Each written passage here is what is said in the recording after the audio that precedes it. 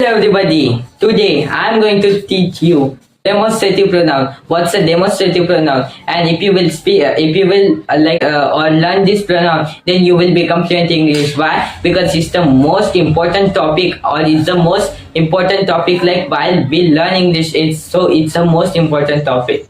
If you will learn this topic, then you will get many things in this video. So, hello guys, my name is Shaurya Meshram, and today I am going to teach you demonstrative pronoun. What's a demonstrative pronoun? And if you will learn this topic, then you will become fluent in English. It's my guarantee. तो आज हम सीखेंगे demonstrative pronoun. ये होता है demonstrative pronoun. मैं आपको दिख ही रहा हूँ डेमोन्स्ट्रेटिव प्रोनाउन. ये है डेमोन्स्ट्रेटिव प्रोनाउन. अभी हम जानेंगे इसकी डेफिनेशन. डेफिनेशन क्या होती है?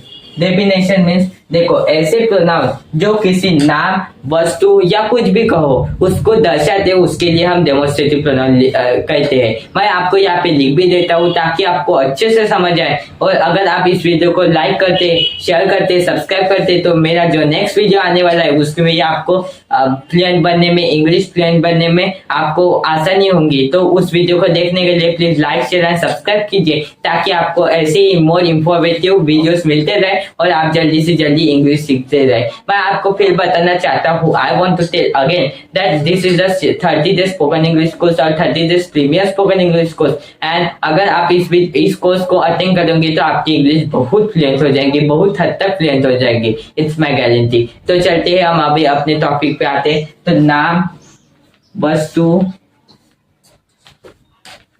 और आदि को दर्शाने वाले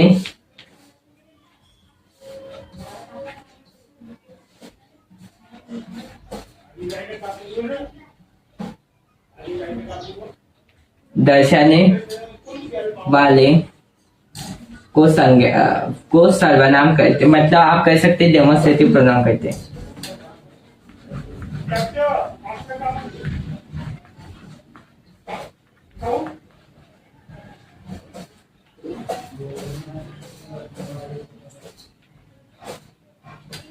तो इसको कहते हैं डेमोन्स्ट्रेटिव प्रोनाउन. मेरे साथ आप नोट्स भी बना सकते हैं ताकि आपको हेल्प मिले इसको सीखने में. तो अभी हम सीखेंगे दिस, दैट, दिस, दोस. इसको हम यूज कैसे करते हैं, यह बहुत इंपॉर्टेंट है क्योंकि हम जब डेमोन्स्ट्रेटिव सीखते हैं तभी इसीलिए ये इंपॉर्टेंट है दिस, दैट, दिस, दोस. तो इसको हम आज सीखेंगे. और आपको अगर ये वीडियो अच्छी लग रही है तो फिर मैं एक बार कहना चाहता हूँ कि please like, share and subscribe जरूर कीजिए. चलिए हम बढ़ते हैं आगे. तो अभी हम सीखेंगे this, that, this, those. This, that, these, those.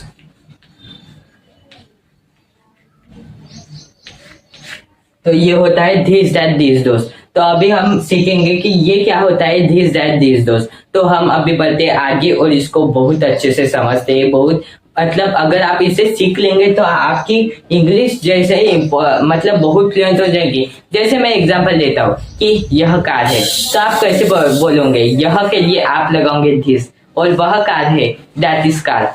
वे कारें हैं these are, that are cars, those are cars you can say. और यह कारें हैं दीज आर कार्स. तो दिस टाइप ऑफ सेंटेंसेस. अगर आपको यह सेंटेंस बनाना है तो आपको डेमोन्स्ट्रेटिव प्रोनाउन सीखना पड़ेगा. तो अभी हम सीखेंगे डिटेल में दिस, दैट, दिस, दोस क्या होता है. तो हम बढ़ते आगे. तो अभी हम सीखेंगे this, that, this, those detail में. तो मैंने यहाँ पे लिख दिया दिस और ये दैट. तो दिस, दैट का हम यूज कैसे करते हैं? दिस मतलब होता है यह, दैट मतलब होता है वह. तो आप इसको सब्जेक्ट मत समझ लेना, ये सब्जेक्ट नहीं है, सब्जेक्ट की तौर पर है, लेकिन ये डेमोन्स्ट्रेटिव प्रोनाउन है. अभी मैं समझाऊंगा कि इसको कैसे यूज करना है. दिस मतलब यह, दैट मतलब वह. आप ये याद रखें कि ये मतलब ये जो पास में चीजें हैं जिसे हम छू सकते हैं उसके लिए हम दिस लगाते हैं, और दैट मतलब जिसे हम छू नहीं सकते वह बहुत दूर है उसके लिए हम लाइक दैट लगाते हैं. तो लाइक आई से दैट वह सन है, सूरज है, दैट इज द सन. तो ये आप कह सकते हैं इन सेंटेंसेस को. अभी हम एग्जांपल की ओर चलते. जैसे मैंने कहा यह कार है,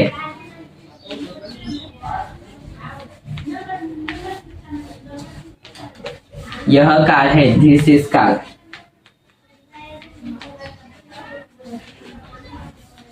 आप स्क्रीनशॉट भी ले सकते हैं ताकि आपको हेल्प मिले. फिर लिखने में। तो यह कार है, दिस इज कार। मैंने इसका आपको एग्जांपल दे दिया। अभी हम समझेंगे दैट। दैट मीन्स होता है वह, जिसके लिए हम मतलब दूर की चीजें जिसे हम छू नहीं सकते उसके लिए हम दैट लगाते हैं। तो दैट मैं समझाता हूँ, जैसे वह बिल्डिंग है, आप कह सकते घर है। ये मेरा घर नहीं है, मेरा घर है लेकिन मैं जा रहा हूँ बहुत दूर हो, तो इसके लिए हम वह घर है मैं बोल रहा हूँ, तो मैं छू नहीं सकता, इसलिए मैं कहूंगा दैट इज होम।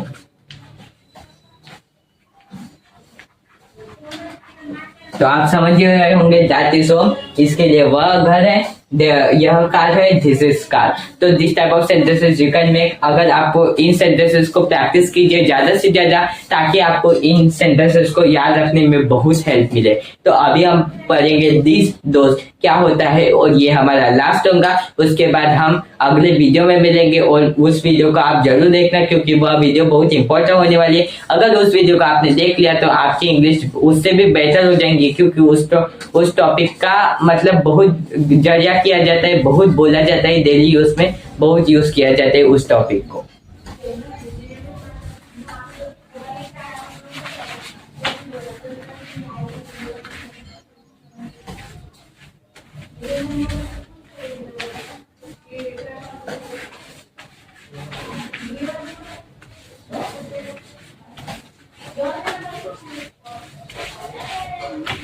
तो अभी हम समझेंगे दिस दोस्त।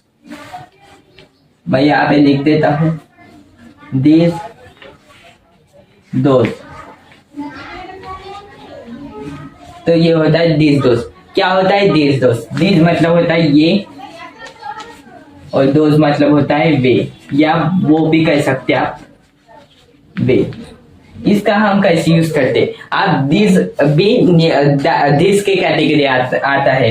मतलब दिस हम कब यूज करते? जब पास हो, मतलब पास हो लेकिन वो प्लूरल हो, मतलब अनेक वचन बहुत सारे हो, इसके लिए हम दिस का यूज करते। दोस्त का हम यूज कब करते हैं? दोस्त का मतलब होता है दूर हो लेकिन वह बहुत सारे हो। दैट के सेंस में क्या होता है? दैट के सेंस में हम जब लगाते तब हम क्या करते हैं? तब हम दूर की चीजों को देखते हैं, लेकिन उसमें प्लूरल की कैटेगरी में नहीं आता है, सिंगुलर की कैटेगरी में आता है। मैं यहाँ पे लिख भी देता हूँ आपको, प्लूरल और सिंगुलर।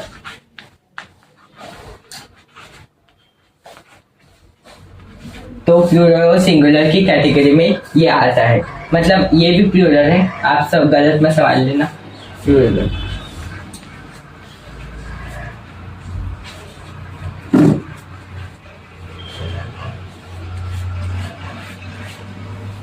तो ये भी प्लूरल है, PLURAL, प्लूरल।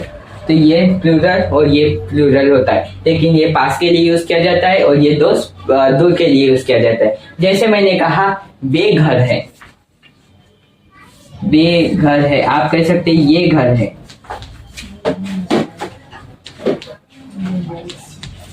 ये घर है, these are homes, these are homes। मैंने आपको ये हेल्पिंग वर्ब भी पढ़ाई थी। हेल्पिंग वर्ब हम प्लूरल की कैटेगरी में आर कब यूज करते हैं, तो आप समझ सकते हैं कि हम कब यूज करते हैं। अभी हम दोस्त की ओर आते हैं। जैसे मैंने कहा कि वे लड़के हैं, लड़के हैं,